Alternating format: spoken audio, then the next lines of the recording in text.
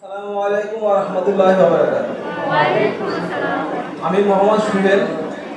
আমি সিলেট থেকে এসেছি মোহাম্মদ কারি শহীদুল ইসলাম হুজুরের সাথে এসেছি। আমি বৈজ্ঞানিক পদ্ধতিতে কোরআন শিক্ষা আবিষ্কারক রমজান হুজুরের কাছে আমি একটি প্রশ্ন জানতে চাইছি। বৈজ্ঞানিক পদ্ধতিতে সোপনের 3 নম্বর নিয়মটা কিভাবে পড়তে হয় এটা জানার জন্য। ধন্যবাদ জনাব সোহেল সাহেব। তিনি আমার কাছে প্রশ্ন করেছেন যে সুকুন চাকের 3 নম্বর নিয়মটা কিভাবে আমাদের ছাত্রছাত্রীদেরকে শিক্ষা দেবে, বা যারা শিখবে তারা কিভাবে শিখবে। এটা গুরুত্বপূর্ণ 4টে নিয়মের একটা নিয়ম। এটা আমাদের অনেক উপকার আসবে, তাই আমাদেরকে জানতে হবে এই নিয়মটার নাম কি। এই নিয়মটার নাম হলো সাকিনের উচ্চারণ বানান ছাড়া ভেঙে ভেঙে পড়া। সাকিনের উচ্চারণ বানান ছাড়া ভেঙে ভেঙে পড়া। এই পড়াটা কিন্তু আমরা এখন বাইর করতে পারছি না। এই পড়াটা হলো নিচ থেকে উপর দিকে, এই নিচ থেকে উপর দিকে আমাদের করতে হবে। তাহলে এখন এটাকে আপনি নিচে যান, একবার নিচে চলে যান, একবার নিচে চলে যান।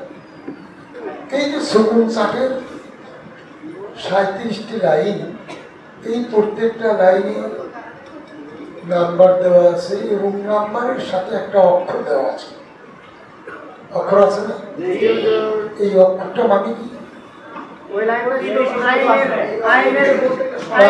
এই অক্ষরে সাকিন থাকবে। কি অক্ষর সাকিন থাকবে? আইন অক্ষরে এই যে আইনে সাকিন, এই যে আইনে সাকিন, এই যে আইনে সাকিন, এই যে আইনে সাকিন। হ্যাঁ, এটা আইনে সাকিনের। হ্যাঁ, তো যাই হোক, আইনে সাকিন আসবে, আইনে তাকিন আসবে। কিন্তু আমরা এই দিক থেকেও পড়েছি 1 নম্বর নিয়মে, 2 নম্বর নিয়মে পড়েছি এই দিক থেকে, তাই না? এবার 3 নম্বর নিয়ে পড়বো এই দিক থেকে। আরো উঁচু করা হোক, আরো উঁচু করা হোক। এই যে এই নিচ থেকে আমাদের পড়তে হবে, আরো উঁচু করে, আরেকটা লাইন, আর একটা লাইন। আচ্ছা, তাহলে আমাদের পড়তে হবে এই দিক থেকে উপর দিকে। আমাদের বইতে 3টে পৃষ্ঠা আছে। 3টে পৃষ্ঠা, একটা করে পৃষ্ঠা আমরা ধরবো, আর 4 দিক থেকে ওই পৃষ্ঠাটা শেষ করবো। আবার একটা পৃষ্ঠা ধরবো, আবার 4 দিক থেকে ওই পৃষ্ঠা শেষ করবো। তো এখন 60 বাড়াতে গেলে আমরা যতটুকু ঝুলালে দেখা যায় ওইটাকে আমরা একটা পৃষ্ঠা ধরে নেব, যাতে 4 বারবার ওঠা নামা করা না। যতটুকু বেশি লাইন হয়, এখন 6টার কাছে যদি 7টা হয় লাইন, তাহলে আরো ভালো হলো। এমনি করে আমাদের লাইনগুলো এই 7টা লাইন আসলে পড়া, এখন করতে হবে। 7টা লাইন পড়া হওয়ার পরে আবার 7টা লাইন, আবার 7টা লাইন, এইভাবে আমাদের 37টি লাইন। তাহলে আমরা বুঝে গেলাম যে আমাদের 3 নম্বর নিয়মটা হবে নিচ থেকে উপরে, বাম থেকে ডান থেকে বামে, নিচ থেকে উপরে, ডান থেকে আগে ডানে, তারপরে ডান দিয়ে আস্তে আস্তে আস্তে আস্তে বামে, এইভাবে বামে। বোঝা হচ্ছে কি? নিচ থেকে উপরে, এই নিচ থেকে পড়তে পড়তে যাবো উপর দিকে, এই উপর দিকে পড়া হয়ে গেলে আবার নিচে বামের লাইনে আসবে। হ্যাঁ, মানে ডান থেকে বামে আস্তে আস্তে আমরা বামের দিকে যাবো। তাহলে আমরা এখানে যদি পড়ি এইভাবে পড়তে হবে। এই যে এখন পড়ার নামটা হচ্ছে সাকিনের উচ্চারণ বানান ছাড়া ভেঙে ভেঙে পড়া। তাহলে আর তো বানান করা যাবে না। BI E O, আমি দেখাচ্ছি যে বি আই ই কুম ইউ কার রি হুল না। এভাবে আমরা উপর দিকে পড়ব। তাহলে 3 নম্বর সাকিনের উচ্চারণ বানান ছাড়া ভেঙে ভেঙে পড়া। 3 নম্বর সাকিনের উচ্চারণ বানান ছাড়া ভেঙে ভেঙে পড়া।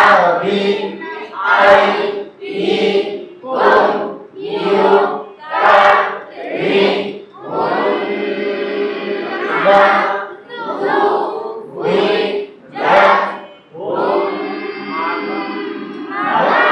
র তাই নি ওয়াল ফা ইউ হি মা তুন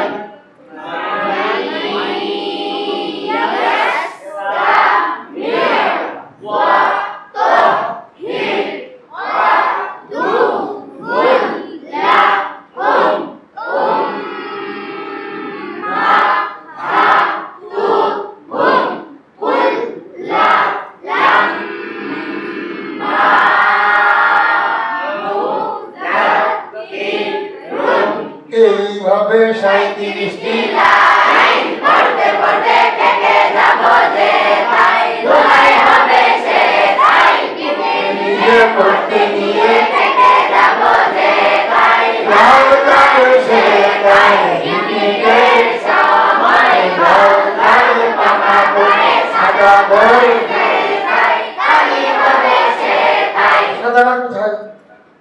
কোন বইতে আছে? কারো কাছে কি সে বই আছে? কারো কাছে কি সেই বই আছে? জানা আছে? হ্যাঁ, দিতে হবে। হ্যাঁ, মানে লাল দাগ সাদা ঘর দিতাই কালি কর্ম শেখায়। এই জায়গায় আমাদের এই সাদা ঘর আছে। এই যে সাদা ঘর, এই সাদা ঘরে আমাদের কালি করতে হবে।